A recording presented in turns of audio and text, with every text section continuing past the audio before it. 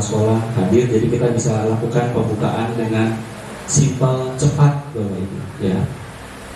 Minggu lalu saya di SMK 1 Kota Agung Barat, tanggal 11 minggu lalu Bapak Ibu ngasih materi modul ajar. Nah itu saya seringi pakai Canva juga biar lebih cepat ngasih materinya. Nah kenapa tadi ada rencana besok Bapak Ibu? Karena dari BGP Lampung mau datang ke sini. Itu Bapak Ibu. Makanya acaranya hari ini cuman batal. Akhirnya saya dikonfirmasi tadi pagi besok saja datang ke SMK 1. Kemudian saya tinggal di Kampung Baru Unila. Mungkin ini kampung yang gak asing buat Bapak Ibu yang pernah kuliah di Unila ya. Jadi saya tinggal di Kampung Baru Unila.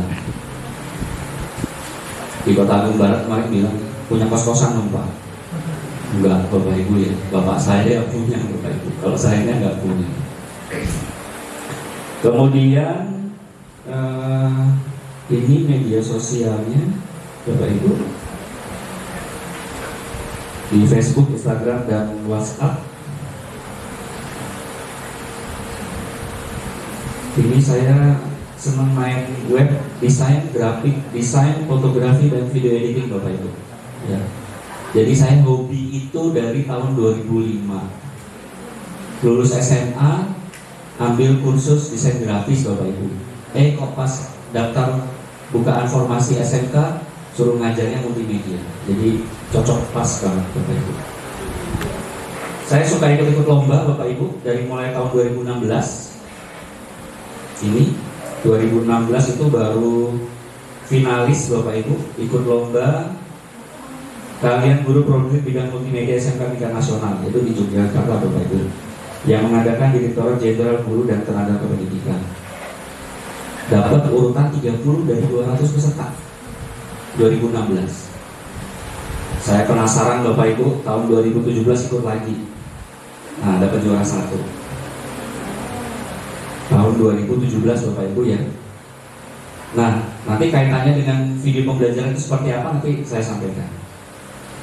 Kemudian tahun 2017 ada lomba video blog video pembelajaran jenjang SMK tingkat provinsi yang mengadakan Dinas Pendidikan. Saya ikut, dapat juara 1 Bapak Ibu.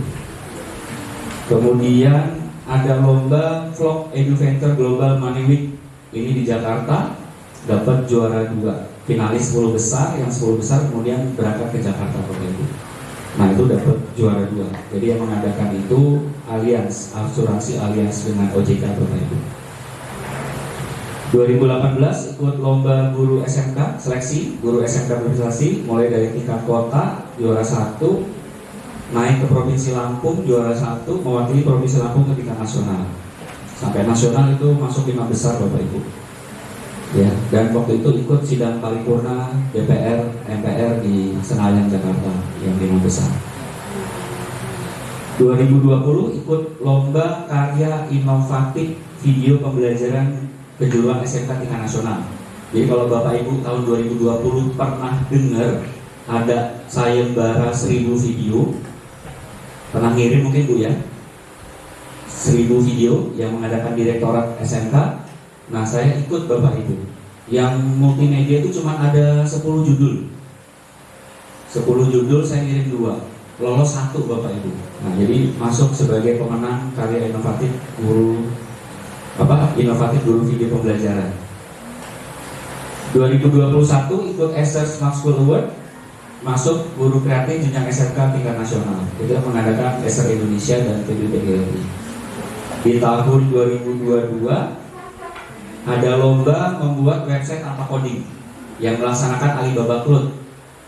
Waktunya tinggal 13 hari lagi sebelum tutup. Saya baru tahu Bapak Ibu, padahal udah sebulan yang lalu.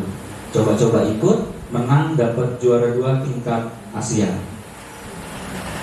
Kemudian kemarin, ini sebelum berangkat saya kesini Bapak Ibu, ikut apresiasi guru inspiratif kategori guru SMK tingkat nasional dan menang lagi. Jadi waktu itu saya ngasih pelatihan di sini, 2 hari kemudian saya berangkat gitu Bapak Ibu, kalau nggak salah itu di Jakarta, dan dapat lagi Bapak Ibu. 2023 kemarin ikut seleksi guru duta Canva Indonesia dan masuk lagi Bapak Ibu. Nah itu yang terakhir, yang duta BGP nggak saya tulis di sini Bapak Ibu belum peserta. Nah jadi kira-kira itu Bapak Ibu.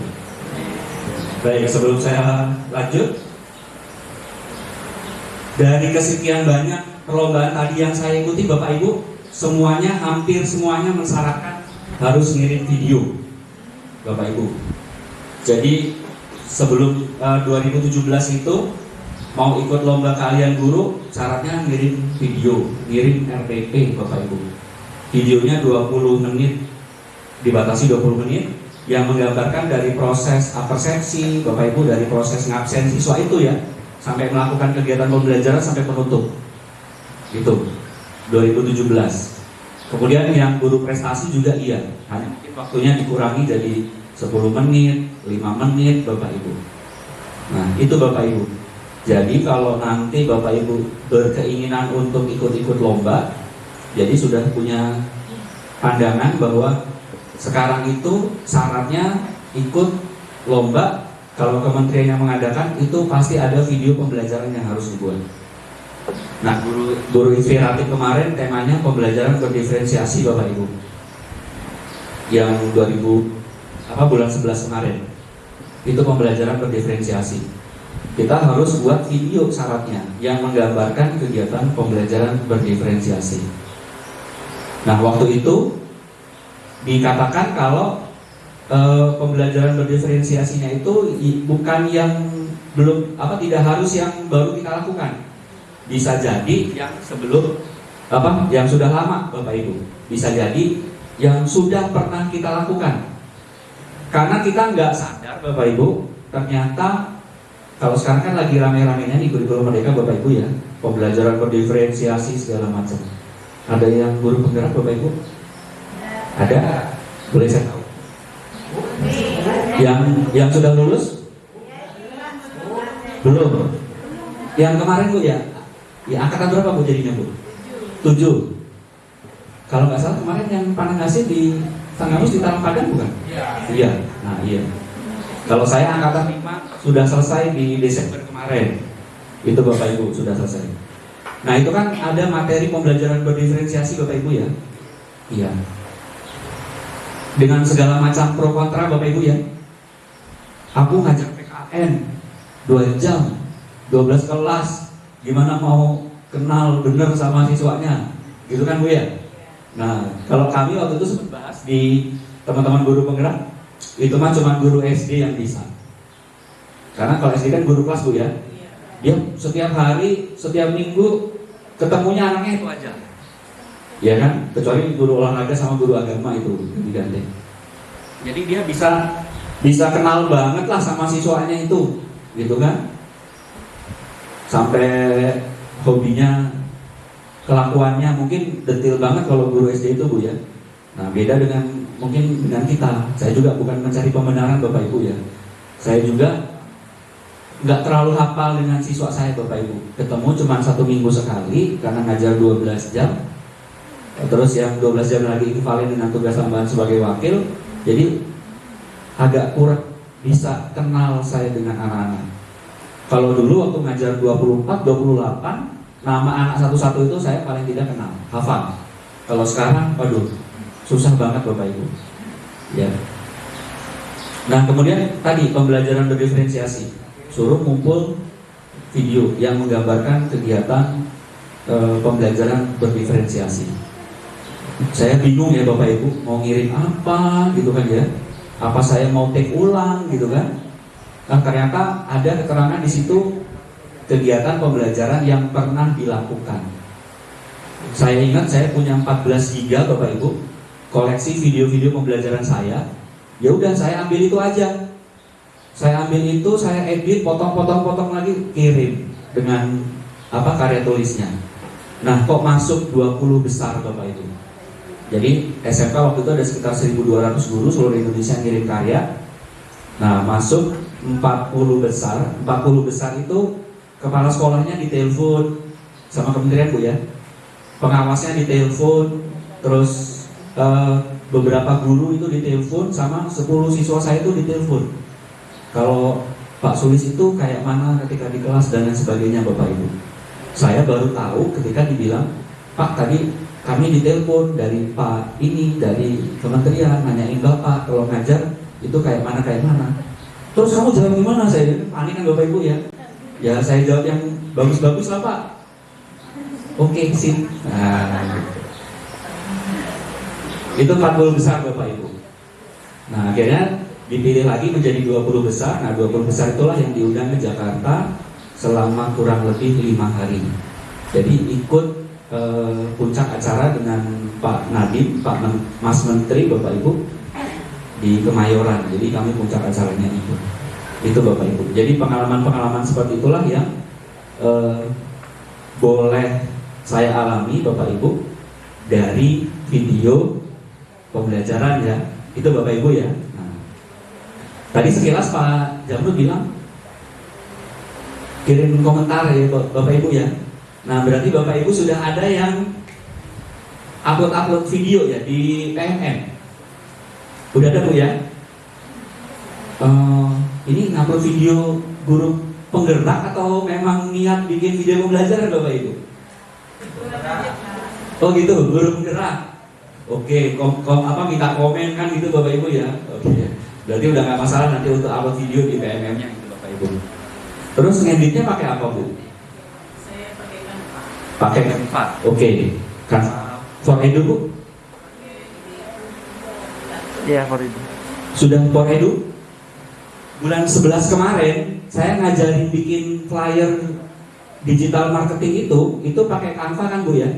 Tapi belum yang pakai akun belajar ID. Udah pakai waktu itu? Udah. Berarti aman nanti Bu ya?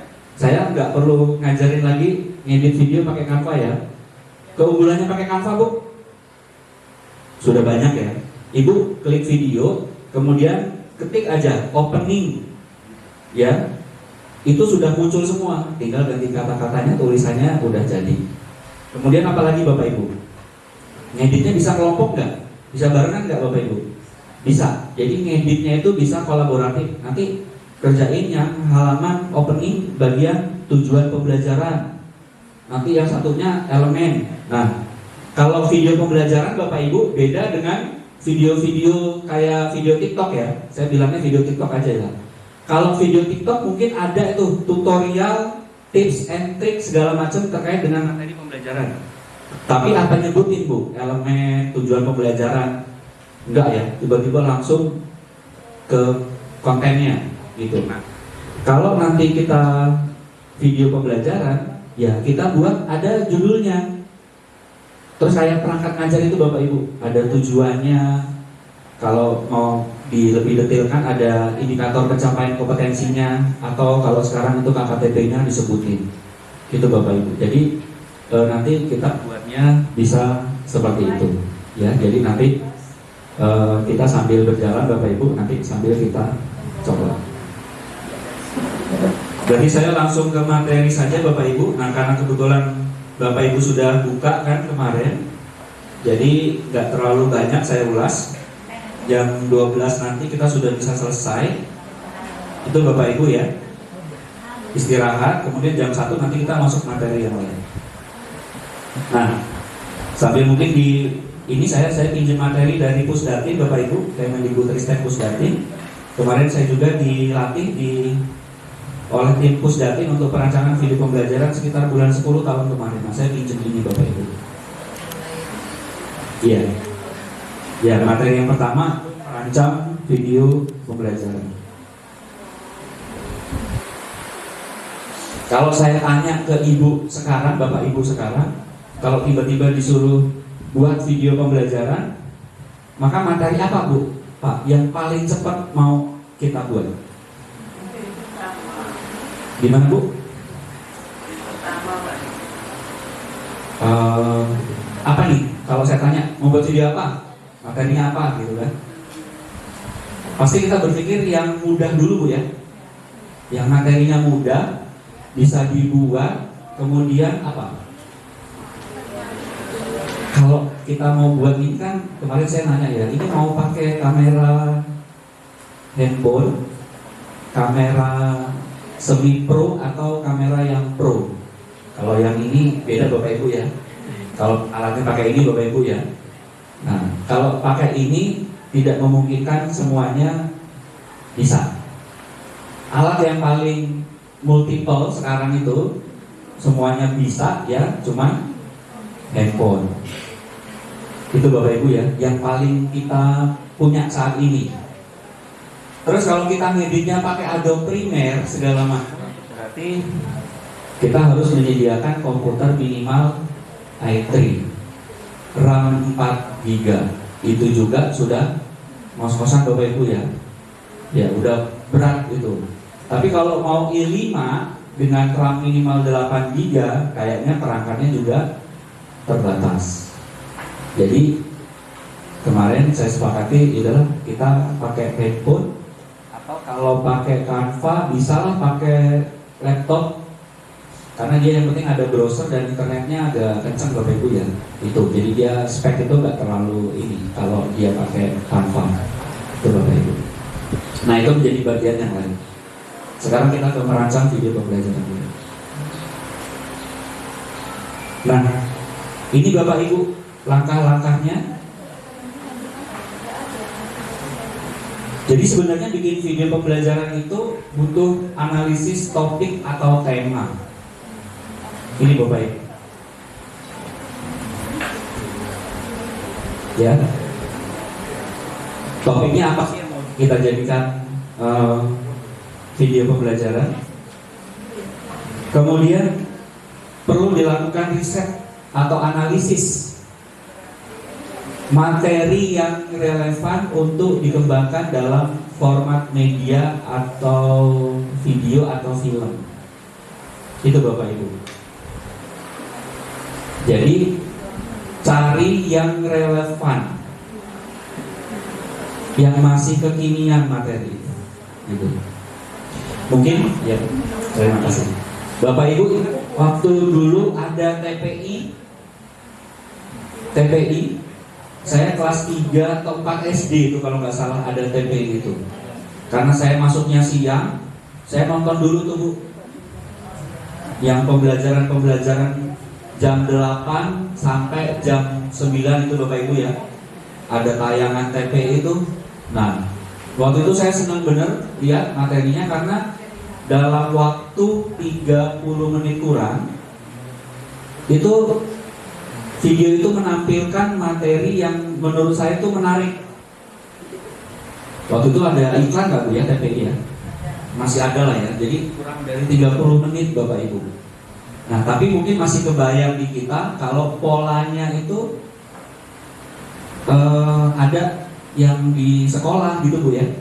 Ada yang di rumah.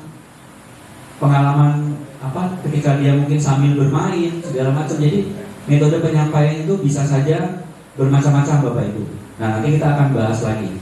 Sekarang ketika nanti Bapak Ibu membuat video pembelajaran sudah ketemu tuh topiknya atau temanya. Kemudian materi yang relevan itu yang bisa dikembangkan menjadi sebuah video pembelajaran itu apa?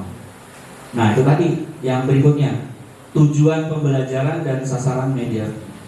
Jadi kita menyampaikan tujuan pembelajaran yang terkait dengan materi yang mau kita buat, kita sampaikan itu Bapak Ibu. Nah kemudian yang berikutnya itu ada perancangan. Jadi terdiri dari penulisan sinopsis, treatment, naskah. Ini Bapak Ibu ya. Yang sudah buat video pakai naskah nggak Bu? Pakai? Oke, baik. Ada yang mengalir gitu aja? Nggak pakai naskah Bapak Ibu? Kalau saya bikin 5 video Bapak Ibu, mungkin 3 nggak saya pakai naskah Bapak Ibu. Itu kemarin. Itu salah sebenarnya Bapak Ibu ya. Jangan ditiru nanti. Kenapa? Waktunya mepet. Jadi saya paling cuma bilang gini. Kamera satu dari sana, kamera satu dari situ, nanti mic boomnya di sini. Saya mau ngomong seperti ini. Udah, saya aja. Karena saya yang menguasai materinya Bapak Ibu ya. Jadi saya mau buat video apa, itulah saya yang ngomong gitu. Tetapi itu tidak berlaku kalau kita minta orang lain yang memerankan sebagai guru itu. Atau kita juga bisa menggunakan naskah untuk panduan kita, rule kita Bapak Ibu terhadap materi yang akan disampaikan. Nah, konsep untuk materi kita pelatihan hari ini Bapak Ibu, nanti itu kita wajib buat sinopsis, treatment sampai naskahnya. Materinya lengkap kok Bu dari apa yang saya sampaikan. Nah, ini Bapak Ibu,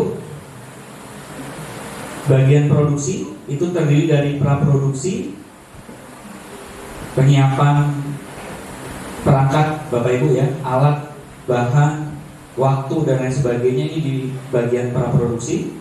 Kemudian produksi itu adalah proses pengambilan gambar segala macam Bapak Ibu ya, take gambar. Kemudian pasca produksi ini katakanlah di bagian editing, finishing, sampai kalau kita nanti mau upload ke PMM itu seperti itu Bapak Ibu. Nah, ini ada evaluasinya, ada preview akhir. Materi yang kita sampaikan itu benar-benar valid Bapak Ibu ya, kalau sampai tahap dengan evaluasi Bapak Ibu. Kemudian uji coba prototipe. Nah, materi ini benar bisa disampaikan nggak Bapak Ibu? Kemudian finalisasi. Nah, ini kemarin terjadi waktu ikut sayembara video pembelajaran SMK Bapak Ibu. Jadi kita sudah buat video, sudah kita kirim, itu dikurasi Bapak Ibu oleh tim dari SMK. Jadi prosesnya itu bisa 3-4 kali revisi sampai perbaikan Bapak Ibu. Itu prosesnya. Nah, kenapa sampai prosesnya harus jadi Bapak Ibu?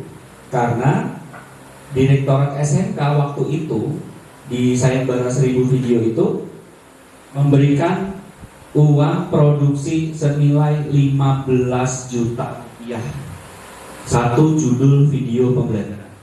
Itu Bapak Ibu. Jadi saya nyoba ngirim 2, cuma dapat 1. Uangnya uang cash Bapak Ibu. Nah, itu mengganti kita untuk biaya produksi bikin video pembelajaran.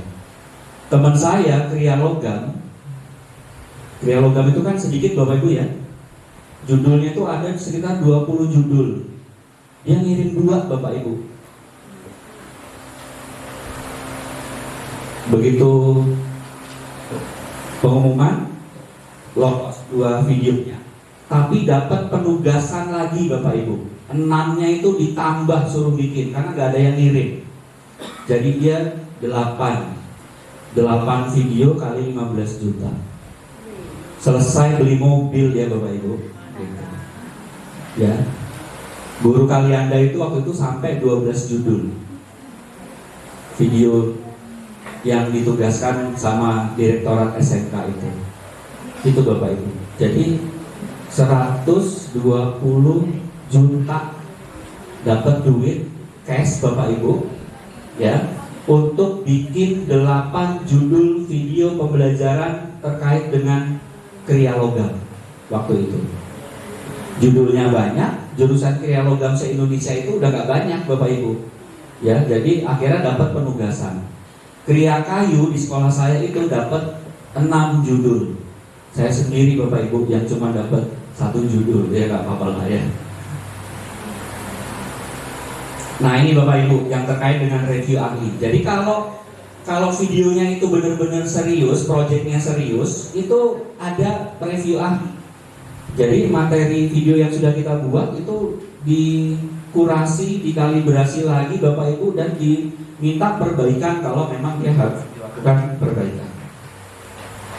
Nah, kemudian pemanfaatan strategi diseminasi atau distribusi konten multi platform. Nah, kayaknya kalau kita itu, bukan saya ini Bapak Ibu ya, kalau sampai evaluasi ahli kayaknya enggak Bapak Ibu ya. Enggak ya, kalau sekedar upload PMM enggak sampai itu Bapak Ibu ya, enggak sampai review ahli. Kecuali kemarin yang kita ngupload PMM sampai bisa di-download sama guru lain Bapak Ibu, itu ya. Misalnya modul ajar, RPP itu segala macam, itu dikurasi dulu Bapak Ibu. Jadi kalau kita upload itu nggak langsung bisa di-download sama teman-teman guru. Itu melalui proses kurasi. Nah ini Bapak Ibu,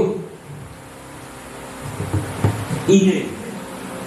Makanya kalau kita itu waktu disuruh buat video pembelajaran, yang jadi masalah itu adalah idenya, ya, mau seperti apa.